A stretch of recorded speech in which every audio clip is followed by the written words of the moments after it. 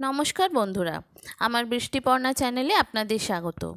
আজ আমি চলে এসেছি খুবই সাধারণ একটা রেসিপি, চাউমিনের একটা রেসিপি নিয়ে। তো আমি এখানে 1 প্যাকেট মতো ছোট চাউমিন নিয়েছি, আর 1 প্যাকেট নিয়েছি, 1 প্যাকেটে হবে না। একটু 3 রকমের ক্যাপসিকাম নিয়েছি, পেঁয়াজ আর কাঁচা লঙ্কা নিয়েছি, 2টো ডিম নিয়েছি। তো এই দিয়েই আমি আজকে চাউমিনটা করব। আজকে প্রথমে আমি চাউমিনটা একটু জল বসিয়ে দিলাম কড়াইতে, দিয়ে একটু তেল আর একটু নুন দিয়ে চাউমিনটা আগে সিদ্ধ বসিয়ে দেব। চাউমিনটা এতে কি হবে, নুনটা তেলটা দিলে চাউমিনটায় আর নুন দিতে লাগে না, আর তেল দিলে এটা গায়ে জড়িয়ে যাবে না। দেখুন এটা ছেড়ে গেছে। এইভাবে চাউমিনটা হয়ে গেলে, একটু নরম হয়ে গেলে এটা আমি তুলে নেব জল থেকে নিয়ে, আর এটা একটু পরিষ্কার সাদা জল দিয়ে ধুয়ে নিতে হবে। দেখুন ধুয়ে নিতে আমার এরম ঝরঝরে হয়ে গেছে। এবার আমি একটা ফ্রাইং প্যান নিয়ে নিয়েছি, তাতে আমি আগে ক্যাপসিকামগুলো একটু ভেজে নেব। আপনারা যদি না ভাজা খেতে চান এমনি দিয়ে দিতে পারেন, মানে চাউমিনের সঙ্গে। কিন্তু আমার মেয়ে কি করে, এইগুলো কাঁচা থাকলে কচকচ করে ফেলে দেয়। তো আমি যার জন্য একটু ফ্রাই করে নিলাম, সামান্য একটু তেলে নেড়ে নেওয়া জাস্ট। এবার অল্প পরিমাণ তেল দিলাম, দিয়ে আমি এখানে কাঁচা লঙ্কাগুলো ছোট ছোট করে দিলাম না, একটু বড় দুটো ফাটিয়ে দিলাম, আর পেঁয়াজটা দিলাম যাতে কাঁচা লঙ্কাটা বোঝা যায়, আর মেয়ের পাতে পড়লে আমি সেখান থেকে তুলে নিতে পারি, আর কিছু না। এবার পেঁয়াজটা কাঁচা লঙ্কাটা ভাজা হয়ে গেছে, এবার 2টো ডিম আমি এর মধ্যে ফাটিয়ে দিয়ে দিলাম।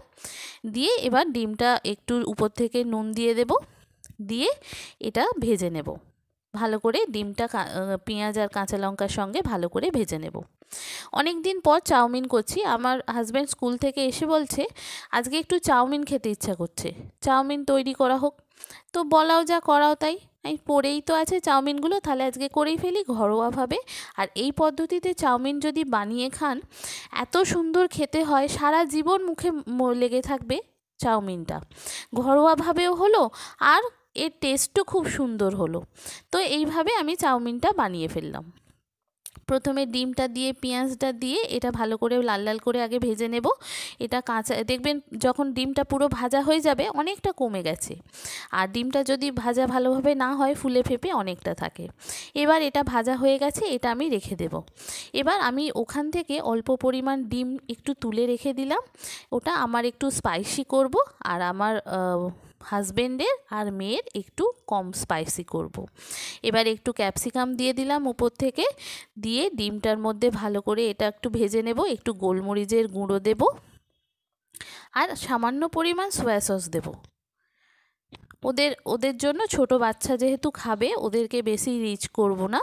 একটু গোলমরিচের গুঁড়ো অল্প করে দিলাম, আর দিলাম একটু সামান্য পরিমাণ সয়া সস।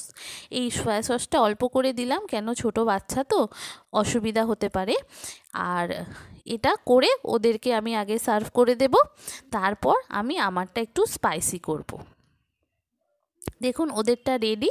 এবার ওদেরটা আমি দুজনের 2টো প্লেটে সার্ভ করে দিচ্ছি, দিয়ে তারপরে আমি আবারও একটু স্পাইসি কিভাবে করব সেটা আমি দেখাচ্ছি। এইভাবে যদি স্পাইসিও করেন দারুণ খেতে হয়।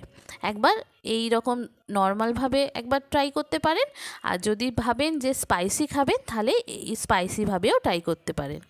বন্ধুরা, রেসিপিটি যদি ভালো লাগে তাহলে আমার চ্যানেলটিকে সাবস্ক্রাইব ও ফলো করে দেবেন, আর পাশে থাকা বেল আইকনটি অবশ্যই অন করে দেবেন, তাহলে যখনই আমি ভিডিও আপলোড করব আপনাদের কাছে নোটিফিকেশান চলে আসবে। আর ভিডিওটি দেখতে দেখতে একটা লাইক ও শেয়ার করে দেবেন। কেমন হলো রেসিপিটা আমাকে অবশ্যই কমেন্ট করে জানাবেন। এটা আমার হাজবেন্ডের আর মেয়ের আমি দিয়ে দিলাম, সসটা উপর থেকে একটু দিয়ে দিলাম, দিয়ে ওদেরকে সার্ভ করে দিলাম। আর একটু যে ডিম ভাজা আমি তুলে রেখেছি সেই ডিমটা দিয়ে দিলাম, ক্যাপসিকামটা দিয়ে দিলাম। এবার আমারটা আমি করব, অল্প করে চাউমিনটা দিয়ে দিলাম, দিয়ে এবার এর মধ্যে আমি ভালো করে ভাজবো। একটু গোলমরিচের গুঁড়ো দেব, একটু সয়া সস দেব, একটু টমেটো সস দেব, দিয়ে এটা একটু স্পাইসি করব।